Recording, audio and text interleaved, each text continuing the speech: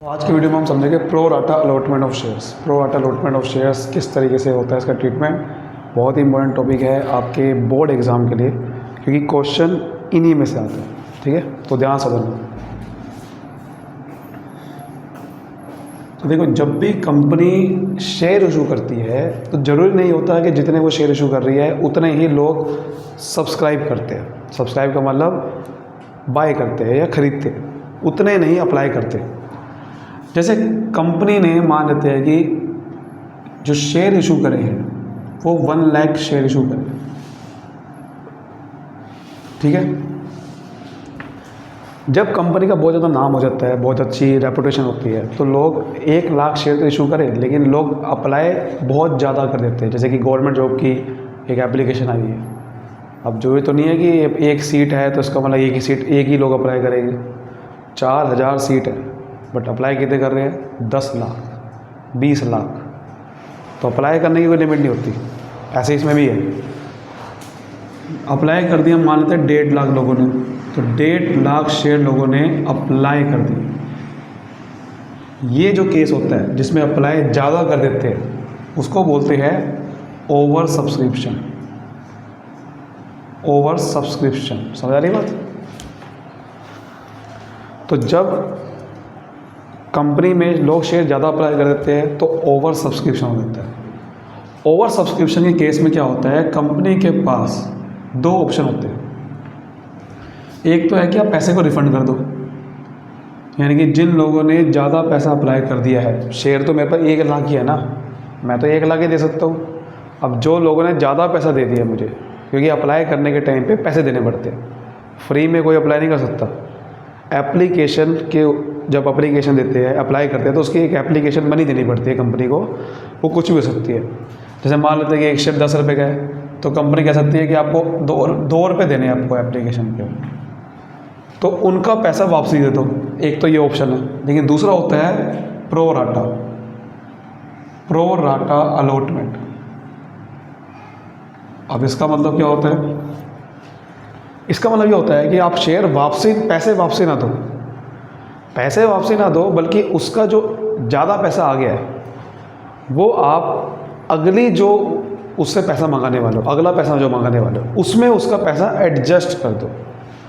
Sir क्या मतलब है इसका? क्योंकि देखिए, कंपनी में कोई एक शेयर पे जो पैसा मंगाते हैं वो एक बारी में एक सारा पैसा नहीं मंगाते। एप्लीकेशन के टाइम पे कुछ 2 रुपये मंगाए, ऐसी कंपनी अलॉटमेंट के टाइम पे कुछ पैसा मंगाती है। कुछ पैसा एप्लीकेशन पे मंगाती है, कुछ पैसा अलॉटमेंट के टाइम पे, यानी कि जब कंपनी उसे शेयर होल्डर बनाएगी तो उस समय पैसा कुछ और मंगाएगी। फिर कुछ पैसा अगली इंस्टॉलमेंट में, जैसे फर्स्ट कॉल कहते हैं, उस पर मंगाएगी। फिर जो बच गया वो आपका फाइनल कॉल में मंगाएगी, सेकेंड एंड फाइनल कॉल। तो कंपनी अपना पैसा टुकड़ों में मंगाती है, इंस्टॉलमेंट्स में मंगाती है। तो जब आपने 2 रुपये एप्लीकेशन के टाइम पे दिए और आपने अगर ज़्यादा भी दे दिए, तो आपको अगर मैंने शेयर होल्डर बना भी दिया, तब भी आपसे अगली कॉल पे 3 रुपये तो मंगाने हैं ना मुझे। तो जैसे कि इस एग्जांपल समझते हैं, फॉर एग्जांपल आपका 1.5 लाख लोगों ने अप्लाई कर दिया, बट मेरे पास तो 1 लाख ही है। तो इसका मतलब एक्सेस लोगों ने कितना अप्लाई करा? सर 1.5 लाख माइनस 1 लाख, तो 50,000 शेयर्स पे मुझे पैसा एक्सेस आ गया। 50,000 शेयर पे मुझे पैसा एक्सेस आ गया। और एक शेयर पे लोगों ने 2 रुपये, हम एक शेयर पे लोगों ने 2 रुपये दिए, तो 50,000 शेयर पे कितना पैसा दिया होगा? सर 50 × 2 यानी कि 1 लाख रुपये। तो कंपनी के पास 1 लाख रुपये एक्स्ट्रा आ गया है। तो मैंने क्या बताया था, 1 लाख रुपये या तो रिफ़ंड कर सकती है या फिर प्रो राटा अलॉटमेंट। अब ये समझो क्या होता है। इसमें क्या करती है कंपनी, 1 लाख रुपये रिफ़ंड नहीं करेगी, 1 लाख रुपये जो है अगली जो इंस्टॉलमेंट है उसमें एडजस्ट कर देगी। अगला पैसा कितना मंगाना है? अलॉटमेंट का मंगाना है। अलॉटमेंट कितने लोगों से मंगानी है? सर 1 लाख लोगों से मंगानी है, क्योंकि 1.5 लाख तो मंगा ही नहीं सकते ना। कंपनी तो 1 लाख ही दे सकती है, इससे ऊपर नहीं दे सकती किसी को शेयर्स। तो 1 लाख लोगों से 3 रुपये मंगाने, तो 1 लाख शेयर्स पे कंपनी ने 3 रुपये मंगाने। एक शेयर पे 3 मंगाना, तो 1 लाख लोगों से 3 मंगाने, यानी कि 3 लाख रुपये लोगों से मंगाने। जब कंपनी 3 लाख रुपये लोगों से लेगी, तो क्यों ना भैया उस 50,000 जो 1 लाख एक्स्ट्रा आ गया था 50,000 वालों का, वो 1 लाख रुपये इसमें एडजस्ट कर देंगे। जैसे होता है ना, कई बार आपने कोई एडवांस पैसा दे दिया मैंने आपको, अब मैंने कह दिया कि आप ऐसा करो, मैंने आपको 100 रुपये देने थे, लेकिन मैंने आपको 150 रुपये दे दिए, लेकिन मैंने आपको अगले महीने दोबारा से आपको 100 रुपये देने हैं, मैंने आपको 50 रुपये एक्स्ट्रा दे दिए। तो इसका मतलब एक तो तरीका है कि मैं आपसे 50 रुपये वापसी मांगूँ कि भाई मेरे को 50 रुपये वापसी दो, बहुत हो गया। दूसरा तरीका क्या है, मैं कहूँगा कि ऐसा करो, कोई दिक्कत नहीं, अगर मैंने 50 रुपये एक्स्ट्रा दे देना, तो आप ऐसा करना, मैं आपको जो अगले महीने 100 रुपये देने वाला हूँ ना, उसमें वो 50 रुपये माइनस कर देना। तो मैं अगले महीने आपको 100 रुपये नहीं दूंगा, मैंने आपको 50 रुपये ही दूंगा, क्योंकि 50 रुपये पहले दे चुका हूँ। सेम चीज़ यहाँ पर होता है।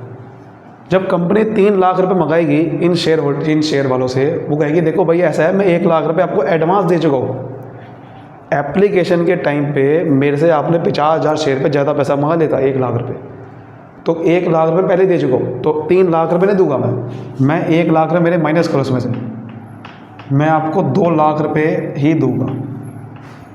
इसको बोलते हैं प्रो राटा अलॉटमेंट, यानी कि आपको शेयर होल्डर बना देंगे, आपको 1 लाख ही शेयर मिलेंगे, आपने भले ही 1.5 लाख के लिए अप्लाई किया हो, और आपका जो एक्स्ट्रा पैसा आया है उसको अगले इंस्टॉलमेंट में से माइनस कर देंगे, पैसा वापसी नहीं करेंगे, अगले इंस्टॉलमेंट से माइनस कर देंगे। This is called pro rata allotment. Clear होगी बात?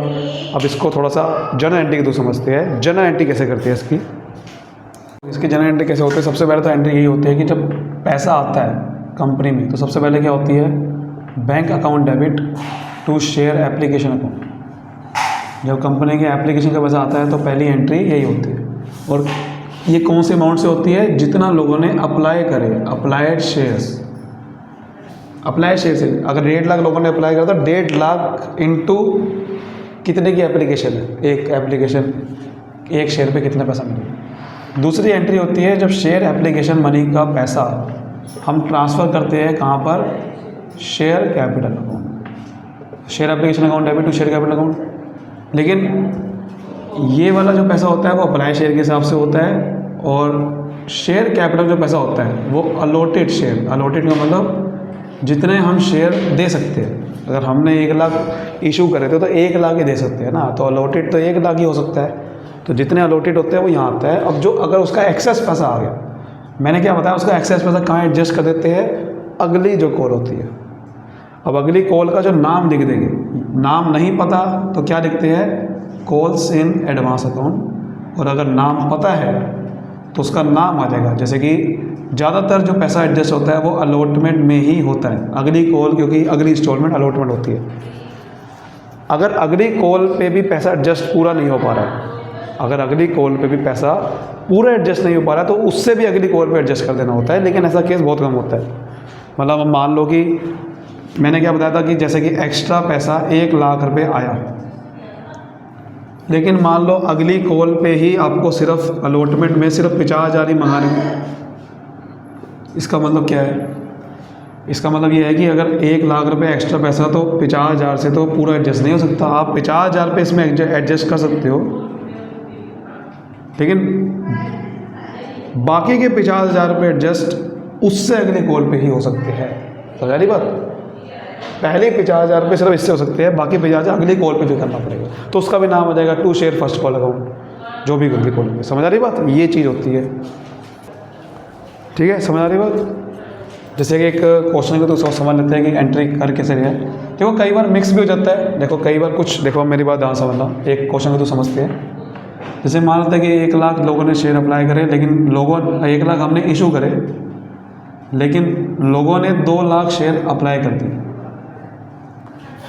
एक शेयर 10 रुपये का है, एक शेयर 10 रुपये का है, 2 रुपये आपका एप्लीकेशन पे मंगाना था, 3 रुपये अलॉटमेंट में मंगाने थे, 3 रुपये फर्स्ट कॉल में मंगाने थे, ठीक है, और 2 रुपये आपका सेकंड एंड फाइनल कॉल पे मंगाने थे।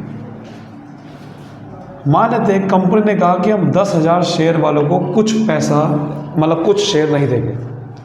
यानी कि मैंने को क्या बताया था, एक तो ऑप्शन होता है कि कंपनी ने जो एक्स्ट्रा पैसा लोगों ने एक्स्ट्रा शेयर अप्लाई करे, या तो लोगों को रिजेक्ट कर दो, रिजेक्ट यानी कि पैसा वापसी दे दो, या प्रो राटा अलॉटमेंट कर दो, यानी कि पैसा वापसी ना करो, अगली कॉल पर एडजस्ट कर देना। तीसरा भी एक ऑप्शन होता है, तीसरा ऑप्शन होता है कि दोनों को कंबाइन कर देना, मतलब कुछ लोगों को रिजेक्ट भी कर दो, कुछ लोगों को प्रो राटा भी अलॉटमेंट दे दो। दोनों को मिक्स भी कर सकते हैं। तो यहाँ पर 10,000 वालों को तो रिजेक्ट कर दिया। और ऐसा भी कर सकते हैं कि देखो 20,000 वालों को 20,000 शेयर दे दिए, कुछ लोगों को पूरे के पूरे शेयर दे दिए, ऐसा भी तो हो सकता है। इसे प्रोरेटा अलॉटमेंट नहीं बोलते। पूरे शेयर मिल गए तो प्रोरेटा अलॉटमेंट नहीं है। प्रोरेटा अलॉटमेंट क्या है? अब जो पैसा बच गया, यानी कि 2 लाख में से 30,000 वालों को तो ये ट्रीटमेंट करा, बाकी कितने बच गए? 1,70,000। 2 लाख में से 10,000 वालों को कुछ पैसा नहीं मिला, 20,000 वालों को पूरा मिल गया। 1,70,000 जो बचे उनका प्रोरेटा अलॉटमेंट कर दिया, यानी कि 1,70,000 वालों को कितने शेयर मिल गए? 1 लाख में से तो 20,000 मिल गए थे इनको, 80,000 शेयर मिले। तो ये होता है प्रोरेटा, मतलब जिसमें जिन्होंने अप्लाई ज़्यादा करे लेकिन मिले शेयर कम। तो ये सबसे बेहतरीन होते हैं। क्वेश्चन में ऐसा कुछ कहेगा कि ये कैटेगरी 1 है, ये कैटेगरी 2 है, कि कैटेगरी 1 वालों को हमने रिजेक्ट कर दिया, कैटेगरी 2 वालों को पूरा पैसा दे दिया, और कैटेगरी 3 वालों को हमने पूरा पैसा नहीं दिया, कम पैसा दिया। That is called pro rata. अब मेरी बात समझो, एंट्री कैसे होती है। पहली एंट्री होगी पैसा आने की, bank account debit to share application account. ये एंट्री किसने हो सकती है? जितना लोगों ने अप्लाई किया। 2 लाख लोगों ने शेयर अप्लाई किए तो एक शेयर पे 2 रुपये दिए, तो 2 लाख इंटू 2 4 लाख रुपये आए मेरे पास। उसके बाद सेकेंड एंट्री क्या होती है? Share application account debit to share capital account. तो 4 लाख रुपए तो एप्लीकेशन में है, लेकिन शेयर कैपिटल मैंने क्या बताया, उतना ही शेयर दे सकते हैं ना जितने हैं हमारे पास, 1 लाख। तो शेयर कैपिटल में 1 लाख से एंट्री होगी, 1 लाख इंटू 2 2 लाख। बाकी अब क्या करा है? देखो 10,000 वालों को रिजेक्ट कर दिया, तो रिजेक्ट कर दिया तो पैसा वापसी कर दिया। जब पैसा वापसी कर दिया तो नीचे बैंक अकाउंट क्रेडिट, क्योंकि मेरा पैसा बैंक से कम हो गया, तो बैंक अकाउंट क्रेडिट। 10,000 वालों ने कितना पैसा दिया था? सर एक शेयर पे 2 रुपये दिए थे, 10,000 इंटू 2 यानी कि 20,000 वालों को पैसा वापसी दे दी। 20,000 वालों को 20,000 दिए, इसका कुछ नहीं करना, इसका तो बढ़िया है। 20,000 वालों को 20,000 दिए तो ना तो पैसा वापसी करेंगे ना उसका एडजस्ट करेंगे, कुछ नहीं करना। इनका कुछ करना है। 1,70,000 वालों को 80,000 रुपये दिए, तो इन्होंने एक्स्ट्रा कितना अप्लाई करा? सर 1,70,000 वालों को हमने अगर सिर्फ 80,000 रुपये दिए तो इन्होंने तो 90,000 रुपये, मतलब 90,000 शेयर्स एक्सेस अप्लाई कर दिए थे। और सर इन्होंने एक्स्ट्रा पैसा कितना दिया होगा? सर 2 रुपये के हिसाब से तो 2 से मल्टीप्लाई कर दो, 1,80,000 रुपये इन्होंने एक्स्ट्रा मुझे भी दे दिया। तो ये पैसा को रिजेक्ट तो करना नहीं, क्योंकि ये तो प्रोरेटा अलॉटमेंट है। तो क्या करना है? अगली देखना पड़ेगा। अगली इंस्टॉलमेंट कितने की मंगानी है? सर 80,000 वालों, क्योंकि इनको मैंने 80,000 ही शेयर दिए ना, तो इनकी 80,000 से मल्टीप्लाई करूँगा। समझ आ रही बात? इससे ना कर देना। ये तो 1 लाख तो 1 लाख वालों को देखो, 1 लाख में से 20,000 वालों को तो मैंने 20,000 दे दिए ना, तो पूरे 1 लाख का थोड़ी मंगाऊंगा। मैंने सिर्फ प्रोरेटा जितने शेयर की प्रोरेटा अलॉटमेंट करी है उससे मल्टीप्लाई करना है। तो इन लोगों से अलॉटमेंट में जो अगली इंस्टॉलमेंट है कितना पैसा मंगाना है? Sir 80,000 into 3। सर क्यों? 1,70,000 थोड़ी मंगाना है। 1,70,000 अप्लाई किया, दिए मैंने कितने शेयर उनको? 80,000। तो मैं तो अलॉटमेंट में 80,000 ही पैसा मंगाऊंगा, क्योंकि दिए तो मैंने उनको 80,000 शेयर है। तो 80,000 into 2, 80 into 3। Sir 80,000 into 3। Sir इन अलॉटमेंट में इन लोगों से 2,40,000 मंगाने हैं, और इन लोगों ने 1,80,000 रुपये पहले दे दिया मुझे एडवांस। तो मुझे क्या करना पड़ेगा? 1,80,000 रुपये इसमें से एडजस्ट करना होगा। तो उसको एडजस्ट करने के लिए मुझे यहाँ लिखना है कि किस कॉल पे किस इंस्टॉलमेंट में ये वाला पैसा, एडवांस पैसा एडजस्ट करना। तो उसका नाम क्या है? सर उसका नाम है अलॉटमेंट।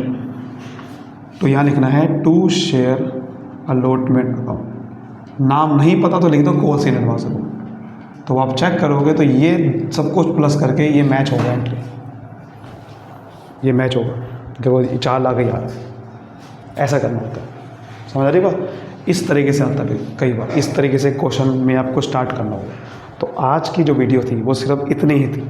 मैं आपको कॉन्सेप्ट समझाना चाहता था कि प्रोरेटा अलॉटमेंट करते कैसे, क्या होता है। अगली वीडियोस में मैं आपको पूरा एक मेन क्वेश्चन में समझाऊंगा। अगर आप चाहते हो कि मैं वीडियो में मेन क्वेश्चन समझाऊँ तो आप मुझे कमेंट करिए। तब तक के लिए मिलते हैं अगली वीडियो में। Bye bye, thank you.